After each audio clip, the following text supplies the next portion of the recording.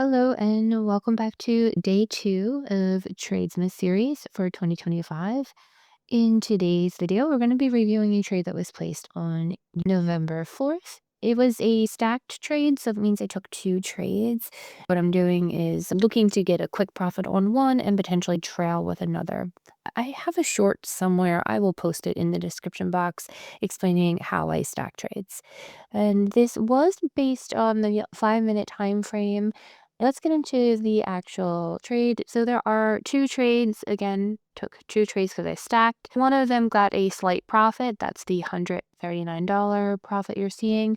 And then the other trade did reach a 1R. So that is $1,040 that you're seeing. Total for the day, the profit for this was $1,179.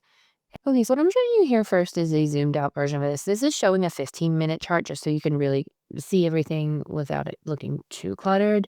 But I did enter on the 5-minute time frame to be clear. But I am going to show you just on a 15-minute so you can see the areas that I am trying to highlight. To the left here, I have a gap 1 and a gap 2 that are circled. I call them gaps. I think the new term is imbalances. You can correct me in the comments, whatever they're called nowadays.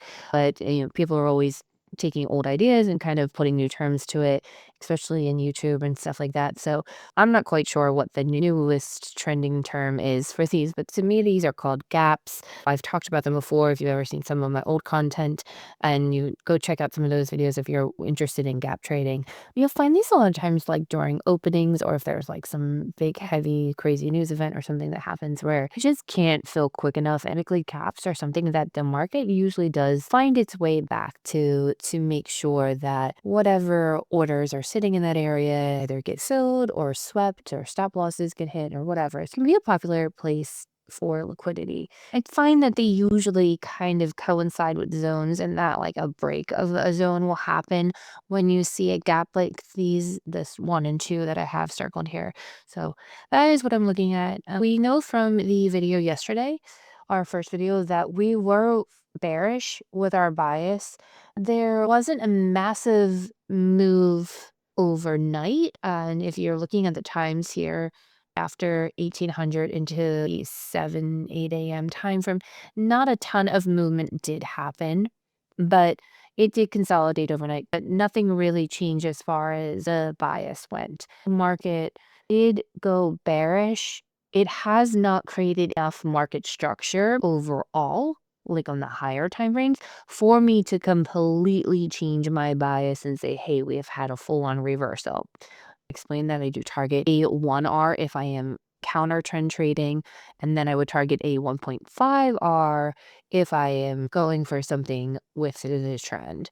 In this case, I did take my first initial trade at a 1R. That was the 1,000 profit that I just showed you, because in my head, I still haven't seen enough structure to say that I have completely changed trend. I wanted to secure my profits faster because it still could be a higher risk trade, because I am still counter trend trading against the stronger, higher time frame overall trend, which, as you can see here, has been bullish.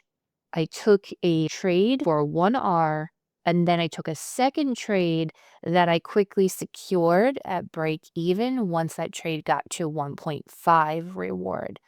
Now, I was hoping to trail that trade to fill either gap 1 or gap 2 here. That did not happen. As we get into the entry, I'll show you in a moment. Those gaps were not filled for me personally. They did eventually filling. Actually, we'll get into that in future videos. But they did eventually get filled, but not during this day for me. My trailing break-even trade, my second trade, did get hit. And that is that smaller profit that I showed you at the beginning of this video.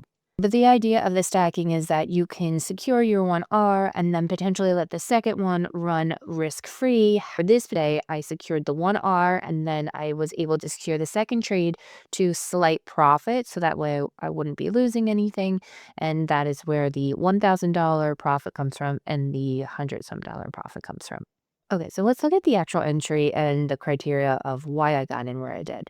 So as I stated before, I am a breakout trader, so I do look for the breakouts. Now, I was looking at this for just the breakout, not the retest. So initially, there was a breakout.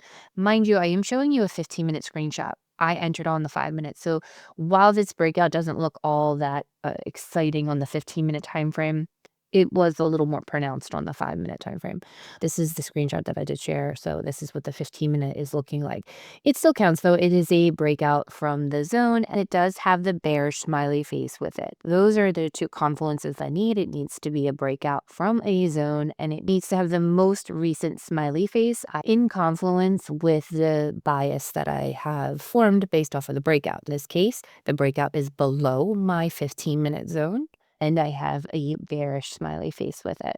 My stop loss was just at the top of that zone there. It had been ranging in that within there overnight, so that kind of was like the top of my Tokyo and London area, which I was comfortable with.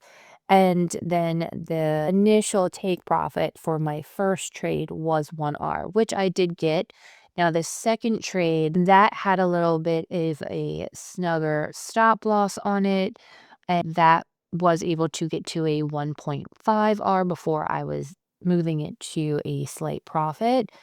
And then the market actually comes back up and pulls back into the larger move that had happened the day prior, which is ending to why I was so cautious with the 1R and securing my second trade very quickly at that 1.5R to make sure I would be risk-free in these trades, because the market's aggressive move the day prior, there hadn't been enough of a retracement or a deeper pullback, in my opinion, to make me feel like the market would just tank and get to those gaps that I was hoping for. So I was anticipating potentially having a bit of a deeper retracement or pullback coming. It did come. This was pretty much acting as the initial breakout. I did not wait for the retest. The retest, though, you could say that this retracement was a little bit of a deeper one. You could have waited to get in after it had broken back through the zone again and for more bearish pressure. I did not get back in. I was already done for the day. That is kind of a rule for me. If I've made my goal of the day, then I'm gonna leave, be done. But if I had not won these trades and I did not make my goal, that potentially would have been an entry for me. Now on the 15-minute time frame, it is missing the bearish smiley face. I do want to make a note of that for those of you who are trying to follow along. It's missing it here. However, on the 5 minute time frame, there was a bearish smiley face after that pullback happens, and then that bearish pressure with the break again. There was a second opportunity to get in if this first opportunity had not worked for me. Honestly, it's pretty close to the same entry price. It just happens later in the day. Stop loss wise, I probably would have been pretty similar. I really can't imagine that my take profits would have changed much either. I still probably would have wanted to hold for the 1R and then look to maybe trail or something for those gaps that I had showed you. That's just another option. And I know sometimes people look for other entry possibilities that could have happened throughout the day. That would have been another option if you did not take or profit off of the original trade that I got into. Okay, so that wraps up day two's trades, and I will see you tomorrow.